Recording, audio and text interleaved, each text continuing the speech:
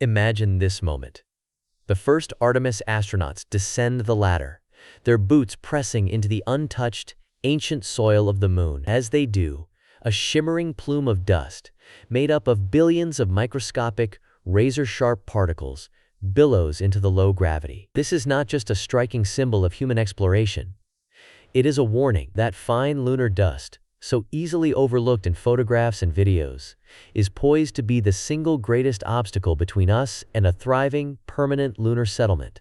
The moon has long fascinated the world, not only as a distant beacon in the night sky, but as the ultimate testing ground for scientific ambition and engineering prowess. Since the era of the Apollo missions, more than half a century ago, experts have dreamed of returning to stay. Yet, even as astronauts took triumphant steps on the lunar surface, they encountered an unexpected, persistent menace: lunar dust, technically called regolith. Unlike any soil or sand on Earth, this dust is the product of billions of years of relentless meteorite bombardment, searing solar wind, and cosmic radiation. Each speck, on average about 70 micrometers wide, roughly the width of a human hair, acts as a microscopic dagger, jagged and chemically reactive. On Earth, soil is softened by wind, rain, and the patient work of plants and microbes. Over time, sharp corners are rounded, and sand becomes smooth. The moon, however, knows no such gentle touch. Its regolith is a complex mosaic of silicate minerals, plagioclase, and pyroxene, mixed with tiny glass spherules born from ancient impacts. Most concerning, though, is the presence of nanophase iron, a product of space weathering. This iron coats the grains, making the dust magnetic, electrically charged, and stubbornly adhesive. As Professor Lawrence Taylor, a renowned lunar geochemist, cautioned, the nanophase iron on lunar dust makes it chemically reactive, a factor that must be addressed for long-term lunar habitation. The Apollo astronauts discovered the true nature of this dust firsthand. After only a few hours on the surface, their spacesuits were enveloped in a gritty, gray layer that resisted every attempt at cleaning. Helmet visors, critical for visibility, became etched and scratched, distorting the astronauts' field of view. Mechanical joints and zippers ground to a halt, airlocks and instrument panels became contaminated, and the lunar module's pristine interior turned grimy. The astronauts described the dust as smelling faintly of gunpowder, with a chalky, abrasive texture that invaded every crevice and seam. Attempts to brush or vacuum it off proved futile. It was like talcum powder, but much sharper, one astronaut recalled. Even today, lunar module interiors and some surviving Apollo suits still bear the scars of the moon's dust. These experiences were not just minor annoyances, they foreshadowed far larger dangers for future lunar explorers. But the threat of lunar dust goes well beyond mechanical wear. The moon's lack of atmosphere means no wind or rain to settle or disperse the dust. Instead, the lunar environment is ruled by electromagnetic forces. When exposed to relentless solar radiation, dust grains become electrically charged, often acquiring enough energy to levitate and float centimeters above the surface. Some particles rise even higher, forming a faint, glowing haze seen at the lunar horizon during sunrise and sunset. This phenomenon, called electrostatic levitation, makes it spectacularly difficult to keep dust from spreading into airlocks, habitats, and delicate equipment. This behavior is not just a curiosity. It poses a unique engineering challenge. On Earth, gravity and air would quickly settle airborne particles. On the moon, however, the combination of low gravity and vacuum allows charged dust to remain suspended, or cling stubbornly to anything it touches, from spacesuits to solar panels to camera lenses. The dust's nanophase iron content gives it an almost supernatural sticking power, and its sharp, jagged edges make it adept at scratching and abrading any surface. The health risks posed by lunar dust are even more alarming. These tiny, blade-like particles are small enough to be inhaled deep into the lungs. Once lodged in the fragile tissues, their sharpness and chemical reactivity can inflame or scar the respiratory system. Some scientists have likened the danger to inhaling crystalline quartz, a substance that causes silicosis, a chronic and sometimes fatal lung disease. Dr. David Lunarsson from Sweden's Karolinska Institute has underscored this threat.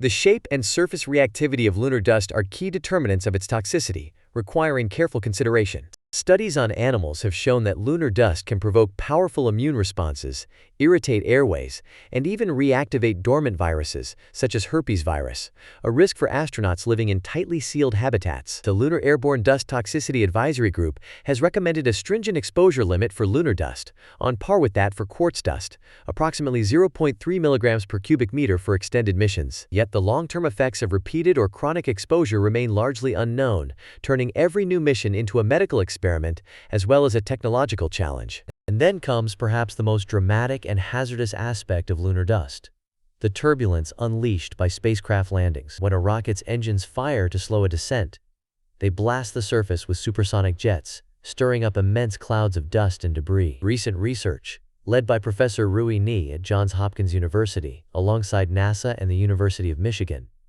has unraveled the true nature of the streaked dust patterns radiating from lunar landing sites. These are not random or cosmetic. They are produced by Gortler vortices, tunnels of swirling air and dust, sculpted by the curved flow of rocket exhaust over the regolith. In the moon's vacuum, these patterns are intensified, hurling dust outward at astonishing speeds, sometimes fast enough to sandblast nearby vehicles or structures hundreds of meters away. This sandblasting effect is not just visually striking, it is a practical and potentially lethal hazard. During Apollo, mission planners worried that high-velocity debris could puncture vital equipment or even endanger astronauts. Today, with NASA's Artemis program poised to construct permanent infrastructure, habitats, power plants, science labs, the stakes are exponentially higher. Each landing risks damaging landing pads, eroding solar panels, degrading delicate electronics, and contaminating living quarters with toxic dust. Brian Fable, a leading NASA engineer, has emphasized the urgency of the issue. Long-duration lunar missions necessitate robust dust deterrents to safeguard equipment functionality and astronaut well-being. With every new spacecraft, the moon's surface becomes more crowded, increasing the risk of cross-contamination and compounding long-term damage. The behavior of lunar dust is complex and still not fully understood. NASA's GOLDMAP program, Gateway On-Orbit Lunar Dust Modeling and Analysis Program, uses sophisticated simulations to predict how dust plumes form, move, and settle. The variables are endless: particle size, shape, charge, mineral content, sunlight exposure, and even the lunar day-night cycle all play a role. The moon's surface is not uniform. Some areas are richer in iron or glass, creating unpredictable dust dynamics. This variability demands a flexible, multi-pronged approach to dust mitigation. The technological arms race to defeat lunar dust is well underway. The simple tools of the Apollo era, brushes and vacuums, are now hopelessly outdated. Today's engineers are exploring a dazzling array of solutions. Imagine spacesuits coated with ultra-thin layers of nanomaterials, able to repel dust or even shake it off using electrical pulses. One such innovation is the Spacesuit Integrated Carbon Nanotube Dust Ejection or Removal System, known as SPICDER. In laboratory tests, a brief electric surge can expel nearly all dust from suit surfaces, keeping astronauts safer and more comfortable. Other designs use advanced nanocoatings to make every surface slippery to dust, or envision self-healing materials, spacesuits that can instantly seal small abrasions caused by dust impacts. Spacesuit joints and seals are being reimagined, with magnetic or electrostatic barriers to keep dust out. Some concepts propose integrating dust-resistant layers directly into the outer shell of habitats and vehicles. Automation is also coming to the rescue. Compact, autonomous robots, no larger than a suitcase,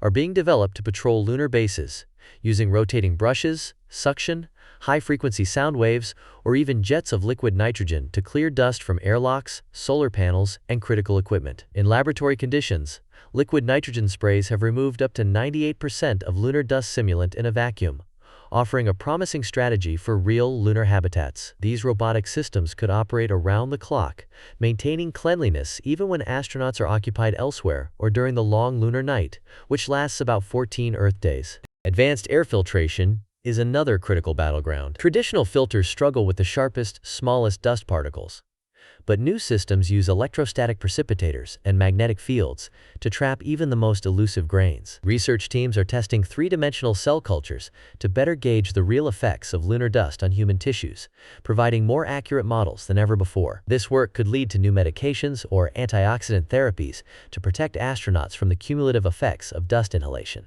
But the story of lunar dust is not all about defense.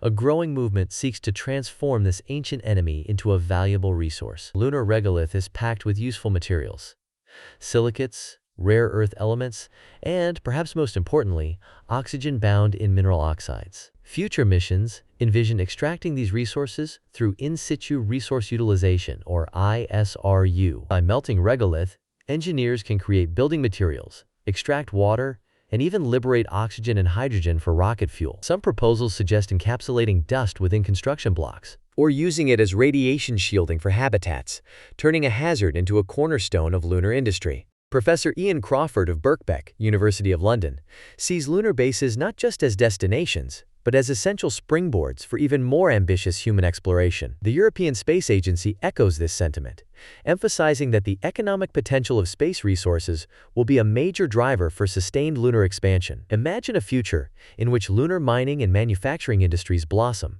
providing materials for deep space missions and even exporting rare elements back to Earth. Yet every new technology brings its own complications. ISRU techniques, while promising, could themselves generate hazardous clouds of dust, requiring strict controls and innovative containment strategies. Machinery must be designed to minimize airborne particles, and habitat airlocks must be sealed with unprecedented rigor to prevent infiltration. Even cleaning robots and filtration systems must be robust and redundant, capable of operating for months without human intervention. The health dimension remains daunting. Long-term lunar stays mean astronauts will need continuous health monitoring. Wearable biosensors, advanced diagnostic tools, and frequent medical scans will become routine. Research into pharmacological countermeasures, such as antioxidants that counteract the oxidative stress of dust exposure, is ongoing. Spacesuit designs are being revolutionized to include suit ports, allowing astronauts to dock their suits directly to habitats, minimizing dust transfer and exposure. The commercial race to tame lunar dust is accelerating. Companies all over the world are vying to develop the most effective dust-resistant materials, air filtration systems, robotic cleaners, and health monitoring devices. The technological breakthroughs forged in the lunar dust battle are already finding applications on Earth in mining, heavy industry, agriculture, and medicine. The lunar dust problem is driving whole new sectors, and the countries and companies that solve it first will hold a powerful advantage in the coming space economy. Let's step back and reflect. The struggle with lunar dust is not just a technical hurdle. It is a lesson in humility and adaptability. A reminder that every environment, no matter how familiar or alien, conceals challenges that can upend our grandest ambitions. The moon teaches us that true innovation demands not just brute force, but curiosity, flexibility, and an obsession with detail. The tiniest grains can halt the mightiest machines, but they can also inspire our greatest leaps forward. This lesson resonates far beyond space. In every field, industry, construction, even everyday life, the principle holds. The most persistent obstacles often spark the most creative solutions. The Apollo missions forced NASA to invent new materials, engineer novel cleaning methods, and rethink how humans interact with their surroundings. Now, as the Artemis program aims to establish a permanent lunar foothold, the stakes are even higher. The technologies born from this challenge, advanced nanomaterials, smart robotics, state-of-the-art health sensors, are already finding their way into Earthbound industries, improving safety, efficiency, and health outcomes for millions. The moon also serves as a unique laboratory for planetary science. Lunar dust preserves the history of the solar system, the record of ancient impacts, the evolution of planetary surfaces, and even clues to the early chemistry that may have seeded life. Every swirling particle is a time capsule, bearing the story of billions of years. By studying and managing lunar dust, we not only protect our explorers, we gain insights that could reshape our understanding of planetary formation, the origins of water, and the search for life beyond Earth. So, can humanity truly conquer the deadly threat of lunar dust? The answer is nuanced. Total control may remain just out of reach. Every new landing, every new construction project will bring unforeseen challenges. But with each step, we develop sharper tools and deeper knowledge. The saga of lunar dust is a story of resilience and ingenuity, of embracing the unknown and turning adversity into advantage. By facing this micro-scale menace head-on, we are building the skills and technologies that will shape our future, both on the moon and back on Earth. And here's a secret that many overlook. Lunar dust is not just a problem to be solved. It is a teacher, a catalyst, and a gateway to the next era of exploration. Every grain carries the legacy of cosmic time, waiting for us to decipher its message. In our quest to master it, we are not only advancing technology, we are learning the patient, persistent art of adaptation. As we look toward a new space age, one question lingers.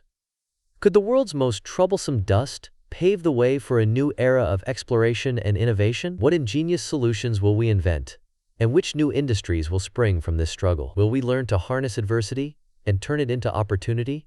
Not just on the moon, but on Earth as well? Let us know your thoughts in the comments below. If you enjoyed this deep dive into the hidden challenges of lunar exploration, don't forget to like, share, and subscribe for more stories on global economics and cutting-edge technology. Until next time, keep reaching for new horizons.